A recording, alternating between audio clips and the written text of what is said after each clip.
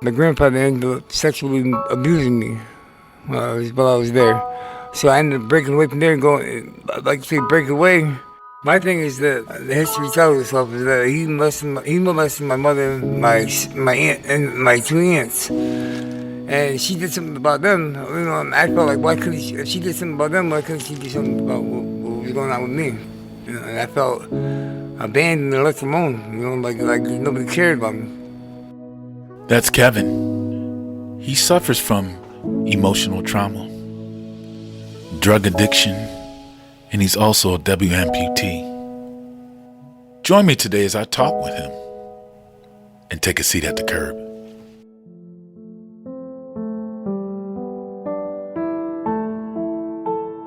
Welcome to A Seat at the Curb podcast. I'm Yulon Jones. Each time we are together, you will get a first-hand glimpse to hear the voices for those that are lost, broken, mentally ill, the ones with no voice, and the ignored. Kevin has had a very tough life, and he tries to make it day by day, accepting the things that have happened to him. Come and join me today as I sit with him. I'm from the south side of Syracuse. I was raised like my grandmother raised me like she was kind of scared. She wouldn't let me out the porch, you know.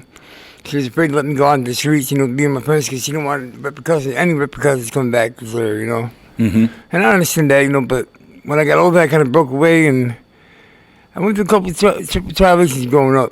Where's mom and dad? Or where were they? My mother, she survived until my father survived until I was 10 years old. He had a brain aneurysm and collapsed. He wasn't in my life for 8 years because he was on strong drugs. He was using strong drugs. So he ended up collapsing and dying when I was 10 from a brain aneurysm. And then 6 months down the line, my mother was a saint. You know, I never seen her touch any drug or alcohol at all. Devoted most of her time to her children. She collapsed from bronchial pneumonia. So they're both deceased. Okay, at what age did your mother pass? 34. 34 years old. How old were you? I was 11.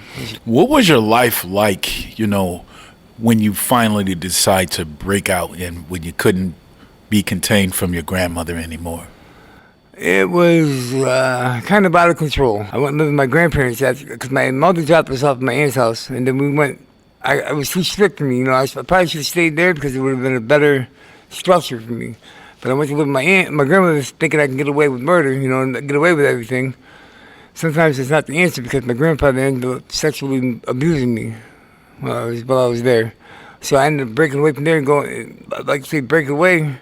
And I went and I got drunk. I drank all I could. I met alcohol in Manliness, New York, and where my brother lived at. And it's like my life started spiraling right there. So you had your first taste of alcohol at what age? 16. About 16. And so was it about 16 when things got out of control? Yeah. Have you been in trouble with the law? Yes. Okay, tell me a little bit about that. Oh, man. Well, what happened is I had right after I lost the job, the longest job I ever held in my life, which was at the Scotts and Pennysaver. I'm not sure if you remember them at all. But I worked there for about 6 years, 2008 to 2014. And then after that, they downsized, you know, because they didn't want to buy better machinery, so they foreclosed the company. Okay, they shut it down. Yeah. Okay. So anyway, I didn't have any money and I didn't have anything going on with me. So this guy Sean that I took a walk with one night decided he was going to grab two SU students at night point without saying anything to me. But me just being there, me just being around and being with him was accessory to the crime. You know, like intimidation factor kind of. Yes.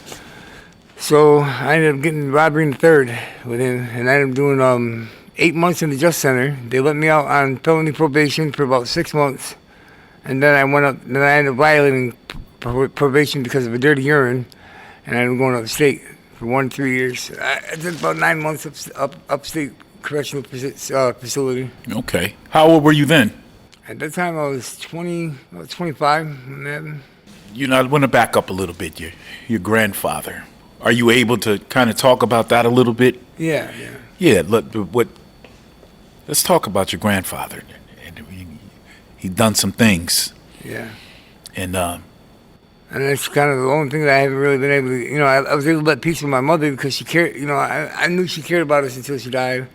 And I let peace with my father because he came, like I told you, he came back around. But I'm still having trouble letting peace with my grandfather. yeah, Because I feel like he took something that shouldn't have been taken away from me. absolutely. Is that what kind of? Kind of led to me being, another thing that kind of led to me being out of control, Just in and out of trouble. Yeah. Were you able to share that with anyone? Not directly, no. Maybe he side comments here and there, but not directly, no. Well, no. Why did you decide that you wouldn't tell anyone? Or Well, when I did, my grandmother, she her and my aunts pretty much turned their back on me. They told me that I was lying. The grandfather wasn't a faggot, this and that and the third. My thing is that my biological grandfather, he's my step grandfather. My biological grandfather, from what I hear, the history tells itself is that he molested my mother, my aunt, and my two aunts. And she did something about them. I felt like, why couldn't if she did something about them, why couldn't she do something about what was going on with me? right. And I felt abandoned and left alone. Like nobody cared about me. And that had to be a lonely world to live in. And I'm very sorry for that, bro. I appreciate that. It was pretty lonely, pretty dark. All the alcohol and all the drugs in the world can't take away can't overshadow the darkness of that. Because when that's gone, you're right back to the same thought process. So the choices of drugs that you've used over time, what have you used aside of alcohol? Well, heroin was, I started heroin back when I was 20, pretty much maybe a year after I got out of prison. I started doing heroin. Because I started with Molly, the drug Molly, and at first I was smoking Molly off of aluminum foil, and then I graduated to the needle, and the needle course from Molly to heroin when I went to the West Side. When I went to the West Side, I met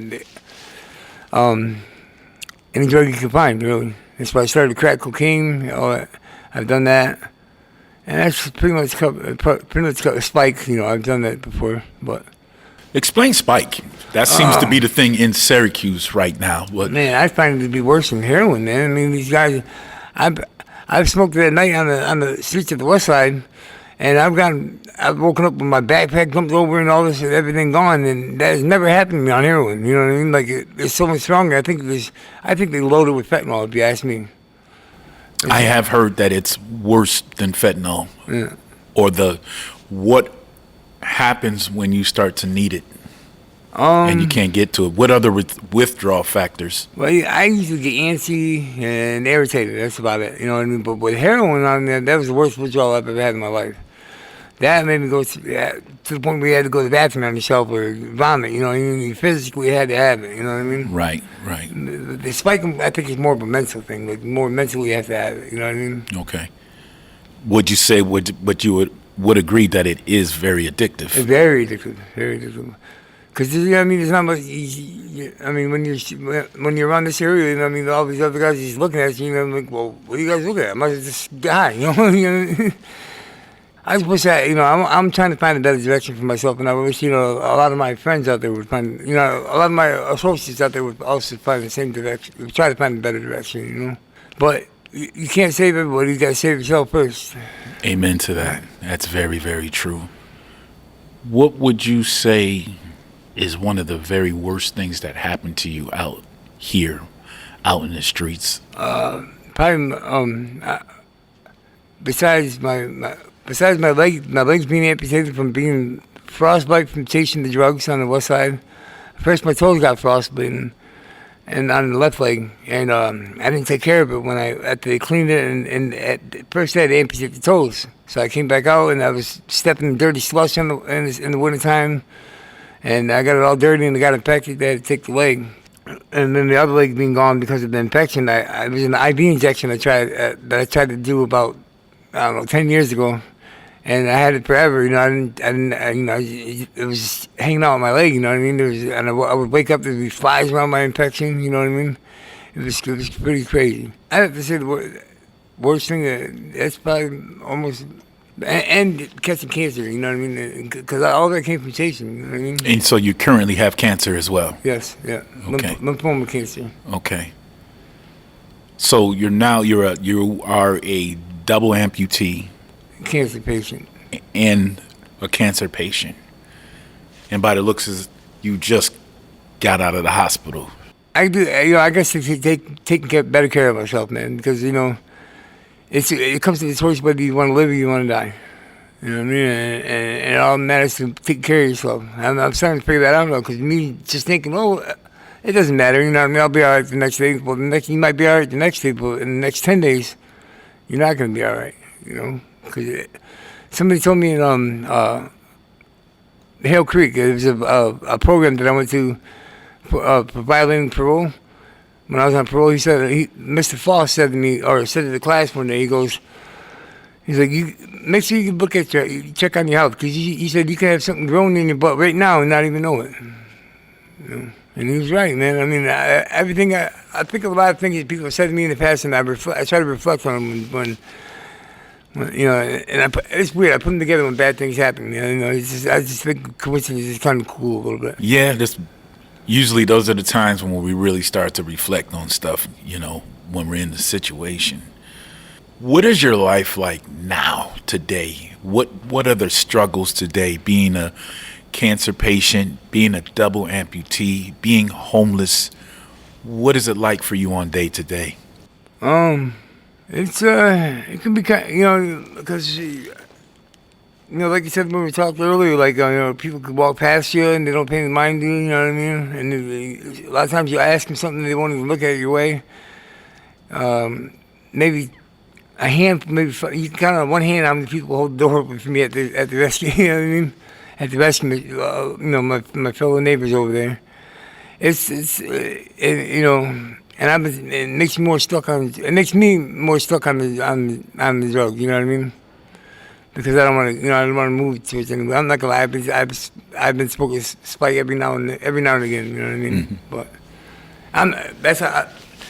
Is that more to cope? Is that a coping mechanism when you decide, man, I gotta get high? More something like that. Yeah, just to kind of tolerate things a little better. Would you say that people are overall more mean to you as a homeless person? Yes and no. Some people are more courteous because they feel bad for the situation. But some of them, like, he's putting himself there. I don't feel bad for him. You know what I mean? So with that being said, what is a misunderstanding that you wish that people could understand more? I would pretty much tell them, like, you could easily slipped down that path that I went down. I went down the same path, and I would ask him, would you be able to tell me how you would feel about that? How you feel? How would you explain the outcome of that, of whatever you would have to go through after that? What did you aspire to be? When as a young man, what did you want to be? What were your dreams? A WWF wrestler. I used to grow up. I loved wrestling when I was a kid. I was one of the Hulk Hogan, and then I used to watch. That's not my generation. He's more like the early '80s. I'm more like the late '80s, '90s. But I used to watch with my grandfather, so I used to. That's one of my fond memories of my grandfather. Jimmy Superfly Snooker. Yeah, Bob Backlund. Ricky Steamboat. Rick the Steamboat Dragon. Yeah, man. I remember those, man. I was a WrestleMania maniac. Yeah. Mr. T in the first WrestleMania. Yes. That's awesome. So you wanted to be a WWF wrestler. Yeah. And I think that's pretty cool, man. I think that when I met you, you were such a kind person when I met you at the hospital. Yeah. And you told me you remembered me even before that. Yeah. And I remember saying, well, what did you remember? But I thank you for being here, man. And what do you say? Well, I mean, The pleasure's all mine, Yulon. If I can help somebody with my testimony, then so be it, you know? That's awesome. What do you say to the young Kevin? The Kevin, because we have a replica out here somewhere, you know, and you can look and go, man, you remind me of myself when I was young. What would you tell him if he were sitting here today? I would tell him that if things go the way they're gonna go, you're gonna go through a hell of a ride, and you better tuck your seatbelt up tight and be ready to take some hits. Because try to make better decisions after you get those hits. After all I've been through, I still believe in God. Because there's been some times where I've been pulled out of the darkest, dirty situations and came right into the light, into a blessed land. As I'm listening to Kevin, I realize that he definitely was not born with a silver spoon in his mouth. As a matter of fact, this young man never had a chance. He never had an opportunity. Just thinking about not having a mother, not having a father, them both passing away at a very early age of his life, makes my heart sting. It makes my heart hurt for him. Spending those years being lonely, having no real people to teach him, his grandparents only doing the best that they could, and the other one continuously violating him throughout his years. Anger took over him. Disappointment took over him. He felt lonely. He felt betrayed. He felt used and abused. These are the people that we have to take a moment to listen to. And then we realize that the answers aren't so simple. Being a double amputee and currently dying of cancer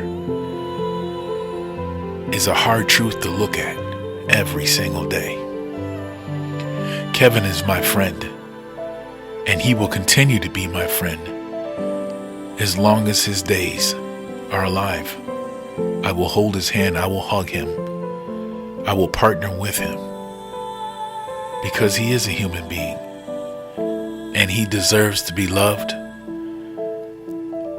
He deserves to be listened to. He deserves to be treated with compassion.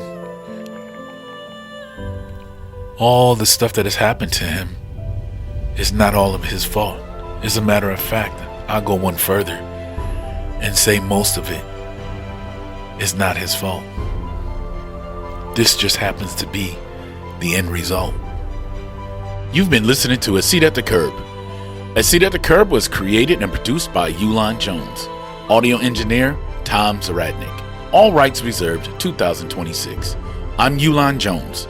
To reach me, simply go to rescuemissionalliance.org.